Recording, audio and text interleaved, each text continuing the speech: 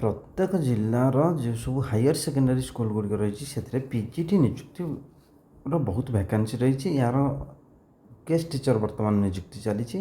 Regular teacher ସରକାର ନିଯୁକ୍ତି ଆଣିପାରନ୍ତି। ଏହାପରେ ଆପଣ ଯେଉଁ ଡିଷ୍ଟ୍ରିକ୍ଟର ପକାଇବାକୁ ଚାହୁଁଛନ୍ତି ସେଇ ଡିଷ୍ଟ୍ରିକ୍ଟର ୱେବସାଇଟ୍ରୁ ଆପଣ ସର୍ଚ୍ଚ କରିବେ ସର୍ଚ୍ଚ ବ୍ରାଉଜରରେ। ଯେମିତିକି ଧରିନିଅନ୍ତୁ ଭଦ୍ରକର ଯଦି ଆପଣ ସର୍ଚ୍ଚ କରିବେ ଭଦ୍ରକ.ଓଡ଼ିଶା.gov.in, ଯଦି କଟକର ସର୍ଚ୍ଚ କରିବେ କଟକ.ଓଡ଼ିଶା.gov.in ସର୍ଚ୍ଚ କରିବେ। ମୁଁ ଆପଣଙ୍କୁ ଗୋଟିଏ ଡିଷ୍ଟ୍ରିକ୍ଟର ଦେଖାଉଛି ଭଦ୍ରକ ଜିଲ୍ଲାର ଆପଣଙ୍କୁ 10ରୁ 12ଟି ଉଚ୍ଚ ମାଧ୍ୟମିକ ବିଦ୍ୟାଳୟରେ ନିଯୁକ୍ତିର ବିଜ୍ଞାପନ ଆପଣ ପାଇଯିବେ। ଦେଖନ୍ତୁ ଭଦ୍ରକ ଅନ୍ତର୍ଗତ ଲାଲାଜୀ ସରକାରୀ, ଶ୍ରୀ କାଦବରାମ ନୋଡାଲ ଉଚ୍ଚ ମାଧ୍ୟମିକ ବିଦ୍ୟାଳୟ, ପଞ୍ଚାୟତ ସରକାରୀ ଉଚ୍ଚ ମାଧ୍ୟମିକ, ନିଗମାନନ୍ଦ ଉଚ୍ଚ ବୈତରଣୀ ସରକାରୀ ଉଚ୍ଚ ମାଧ୍ୟମିକ ବିଦ୍ୟାଳୟ, KMS ସରକାରୀ ଉଚ୍ଚ ବିଦ୍ୟାଳୟ ଏବଂ ବାସୁଳି ନୋଡାଲ ଉଚ୍ଚ ମାଧ୍ୟମିକ ବିଦ୍ୟାଳୟ, ଇନ୍ଦ୍ରଗୋବିନ୍ଦ ସରକାରୀ ଉଚ୍ଚ ବିଦ୍ୟାଳୟ, PKM ସରକାରୀ ଉଚ୍ଚ ମାଧ୍ୟମିକ ବିଦ୍ୟାଳୟ, ନାରାୟଣୀ ସରକାରୀ ଉଚ୍ଚ ମାଧ୍ୟମିକ ବିଦ୍ୟାଳୟ, KKGP ସରକାରୀ ଉଚ୍ଚ ମାଧ୍ୟମିକ ବିଦ୍ୟାଳୟ, ଏଭଳି ବିଭିନ୍ନ ବିଦ୍ୟାଳୟ ଗୁଡ଼ିକରେ ନିଯୁକ୍ତି ରହିଛି। ସେହିଭଳି ସମ୍ବଲପୁରରୁ ଯଦି ଦେଖିବା କଡାଲିଗଡ଼ ସରକାରୀ ଉଚ୍ଚ ମାଧ୍ୟମିକ ବିଦ୍ୟାଳୟ ଏବଂ ଲାଫଙ୍ଗା ସରକାରୀ ଉଚ୍ଚ ମାଧ୍ୟମିକ ବିଦ୍ୟାଳୟ। ଆପଣ ଯେଉଁ ଡିଷ୍ଟ୍ରିକ୍ଟର ଦେଖିବେ ଏବଂ ଯେଉଁ ଡିଷ୍ଟ୍ରିକ୍ଟର ଦେଖିବେ ୱେବସାଇଟ୍ରେ ଆସିନାହିଁ, ଖୁବ୍ ଶୀଘ୍ର ଦିନେ ଦୁଇ ଦିନ ଭିତରେ ଅପଡ଼େଟ୍ ହୋଇଯିବ ଆସିବ। ଆପଣ ଯେଉଁ ଡିଷ୍ଟ୍ରିକ୍ଟର ପକାଇବାକୁ ଚାହୁଁଛନ୍ତି ସେ ଡିଷ୍ଟ୍ରିକ୍ଟର ୱେବସାଇଟ୍କୁ ସର୍ଚ୍ଚ କରୁଥିବେ। ଦେଖନ୍ତୁ ଏଇଟା ରହିଛି ଅଫିସ୍ ଲେଟର ଗେଷ୍ଟ ଫ୍ୟାକଲ୍ଟି ନିଯୁକ୍ତି କରିବା ପାଇଁ। ଆଡ଼ଭାର୍ଟାଇଜମେଣ୍ଟ 5-6 ଭିତରେ ଆସିବା କଥା କିନ୍ତୁ କିଛି ବିଳମ୍ବ ରହିଛି। ଏବଂ certificate verification publication of select list 12/6 ଭିତରେ 12 ଜୁନ୍ ଭିତରେ।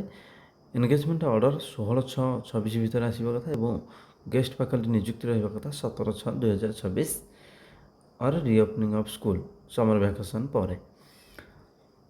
ଦେଖନ୍ତୁ ଏଇଟା ରହିଛି ଗୋଟିଏ ସ୍କୁଲର ନିଯୁକ୍ତି, 1 ଇୟର ରହିବ ତା'ର ନିଯୁକ୍ତି ପିରିୟଡ଼। এই ସ୍କୁଲରେ ରହିଛି history, political science, economics, logics, sociology, optional Odia, science ରହିଛି physics, chemistry, mathematics, botany, zoology. Guest ଫ୍ୟାକଲ୍ଟିରେ ଯଦି ଏତେ ଭ୍ୟାକେନ୍ସି ରହିଛି ତାହେଲେ ରେଗୁଲାର ନିଯୁକ୍ତି ମଧ୍ୟ ବହୁତ ସଂଖ୍ୟାରେ ଆସିବ।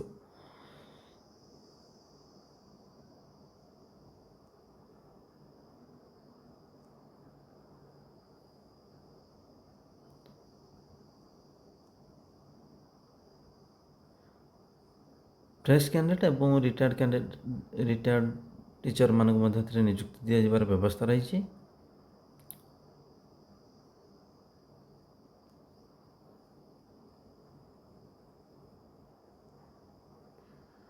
ସିଲେକ୍ସନ୍ କମିଟି ଗୋଟିଏ ରହିବ, ପ୍ରିନ୍ସିପାଲ୍ ରହିବେ, DO ରହିବେ, 1 ସିନିୟର ଫ୍ୟାକଲ୍ଟି ରହିବେ।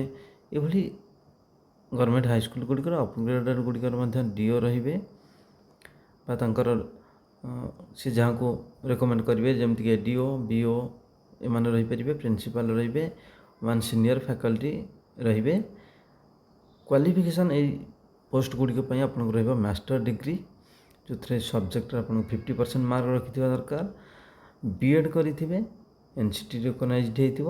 ତା ସହିତ ଆପଣଙ୍କୁ ଏଇ ଦୁଇଟା BEd ଆଉ MA କରିଥିବା ଦରକାର ବା PG କରିଥିବା ଦରକାର। ଟୋଟାଲ ମାର୍କଟା କରାଯିବ career, teaching experience, basic computer knowledge 100 ମାର୍କର ରହିବ। ଏଥି PhD ପାଇଁ କୌଣସି ମାର୍କ ଦିଆଯାଉ ନାହିଁ, ନେଟ୍ ପାଇଁ ଦିଆଯାଉନି, MPhil ପାଇଁ ଦିଆଯାଉ ନାହିଁ। PG ପାଇଁ 25 ମାର୍କ ରହିବ, BEd ପାଇଁ 25, ବ୍ୟାଚଲର ଡିଗ୍ରୀ ପାଇଁ 15 ମାର୍କ, +2 ପାଇଁ 10 ମାର୍କ ଏବଂ ଦଶମ ପାଇଁ 10 ମାର୍କ। ଏ ଯେଉଁ ମାର୍କ ସିଷ୍ଟମଟି ରହିବ, ଧରି ନିଅନ୍ତୁ ଜଣେ 80% ସ୍କୋର କରିଛନ୍ତି ତାହେଲେ ତାଙ୍କୁ 10ରୁ 8 ଦିଆଯିବ। ସେଭଳି 100 ମାର୍କ 25 ମାର୍କଟାକୁ ଆମେ 100 ଧରିବା, ଆପଣଙ୍କର ଯେତିକି ପରସେଣ୍ଟ ହେଇଥିବ ଆପଣ 25ର ସେତିକି ପରସେଣ୍ଟ ମାର୍କ ପାଇଯିବେ। ଧରି ନିଅନ୍ତୁ ଆପଣ +3ରେ 75% ମାର୍କ ରଖିଛନ୍ତି, ତାହେଲେ 25ର 75% ଆପଣଙ୍କୁ ରହିବ। ତାହେଲେ 25ରେ ଆପଣଙ୍କୁ 75% ଦିଆଯିବ, ତାହେଲେ ଆପଣଙ୍କୁ 18.75 ଏଭଳି ଯାହା ବି ଆପଣଙ୍କର ପରସେଣ୍ଟେଜ ରହିଛି। BEdରେ ଆପଣ 25%ଟାକୁ 100 ଧରାଯିବ, ଯେତିକି ପରସେଣ୍ଟ ଆପଣ ଧରି ନିଅନ୍ତୁ 80% ରଖିଛନ୍ତି ତାହେଲେ 25ର 80% ଯେତିକି ହେଲା ସେଇଭଳି ଟୋଟାଲ ସିଲେକ୍ସନ୍ କରାଯିବ, ମାର୍କ ହିସାବ କରାଯିବ ଏବଂ ମେରିଟ୍ ଲିଷ୍ଟ ପୋଷ୍ଟ। ଏବଂ ଯେଉଁ ସବଜେକ୍ଟ ଗୁଡ଼ିକରେ BEd ଆଭେଲେବୁଲ୍ ନାହିଁ ଯେମିତିକି anthropology, commerce, education, geology, logic, sociology ଏଭଳି ଯେତେ ସବଜେକ୍ଟ ସେଥିରେ ବିଏଡ଼୍ଟାକୁ ତାଙ୍କର ମାଷ୍ଟର ନ କାଲକୁଲେସନ୍ କରିକି ଯେଉଁ ବିଏଡ଼୍ ରହିଛି 25 ମାର୍କ ସେଟାକୁ କେବଳ ମାଷ୍ଟର ଡିଗ୍ରୀ ବା ଏମ୍ଏର 50 ମାର୍କ ବୋଲି କାଉଣ୍ଟ କରାଯିବ। କମ୍ପ୍ୟୁଟର ଆପ୍ଲିକେସନ୍ ପାଇଁ 5 ମାର୍କ ରହିବ। ଟିଚିଂ ଏକ୍ସପିରିଏନ୍ସ 2 ମାର୍କ ରହିବ ପ୍ରତ୍ୟେକ ବର୍ଷ ପାଇଁ। 10 ମାର୍କ ମ୍ୟାକ୍ସିମମ୍ ଦିଆଯିବ ଏବଂ ଦରମା ଆପଣଙ୍କର ରହିବ 400 ପର କ୍ଲାସ୍ ଏବଂ ପ୍ରତ୍ୟେକ କ୍ଲାସ୍ ରହିବ 45 ମିନିଟ୍ର ଡ୍ୟୁରେସନ୍ ଏବଂ ମ୍ୟାକ୍ସିମମ୍ 50ଟା କ୍ଲାସ୍ ଦିଆଯାଇପାରିବ। ଆପଣଙ୍କୁ 20,000 ଟଙ୍କା ପର ମନ୍ଥ ମିଳିବ।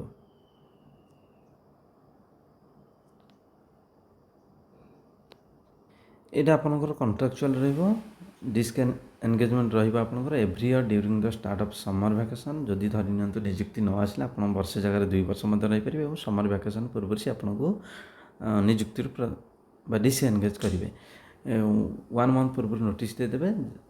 ଯଦି ଆପଣଙ୍କର ପରଫର୍ମାନ୍ସଟା ସାଟିସ୍ଫାକ୍ଟୋରି ନ ହୁଏ ତାହେଲେ ଆପଣଙ୍କୁ ମଧ୍ୟ ବାହାର କରିଦେଇପାରନ୍ତି ଏବଂ କିମ୍ବା ଯଦି ଜଏନିଂ ନୂଆ PGT ରେଗୁଲାର ଜଏନ୍ ହୁଅନ୍ତି ମଧ୍ୟ ଆପଣଙ୍କୁ ଡିସ୍କ ଏନ୍ଗେଜମେଣ୍ଟ କରାଯିବ। ତା ସହିତ ଆପଣଙ୍କର ଦେଖନ୍ତୁ ଏଥିରେ ଗୋଟିଏ ଅଣ୍ଡରଟେକିଂ ରହିବ। ଆପଣ ଏଇ ଅଣ୍ଡରଟେକିଂଟା ଦେବେ ଯେ ଆପଣ ଟେମ୍ପୋରାରିଲି ଏଥିରେ ନିଯୁକ୍ତି ପାଇଛନ୍ତି, କୌଣସି କ୍ଲେମ୍ କରିବେନି ରେଗୁଲାର କରିବା ପାଇଁ। ୱିଟନେସ୍ 2 ଜଣଙ୍କୁ ଦେବେ। ସିଗ୍ନେଚର ସିଲ୍ ଆଣ୍ଡ ସିଗ୍ନେଚର ରହିବ ପ୍ରିନ୍ସିପାଲଙ୍କ। ଇଏ ରହିଛି ନିଯୁକ୍ତି ସୂଚନା। ଏଇଟା ରହିଛି Sailabala women's higher secondary school କଟକର ଆଡ଼ଭର୍ଟାଇଜମେଣ୍ଟଟି ଓ ଏଇଟା ରହିଛି ଗଭର୍ଣ୍ଣମେଣ୍ଟ ହାୟର ସେକେଣ୍ଡାରୀ ସ୍କୁଲ ଲଫଙ୍ଗାର Sambalpur. PGT English, Hindi, PGT education, PGT home science, PGT physics, chemistry, mathematics, PGT information and technology, botany, zoology ଏବଂ ଜୋଗ୍ରାଫିରେ ନିଯୁକ୍ତି ରହିଛି।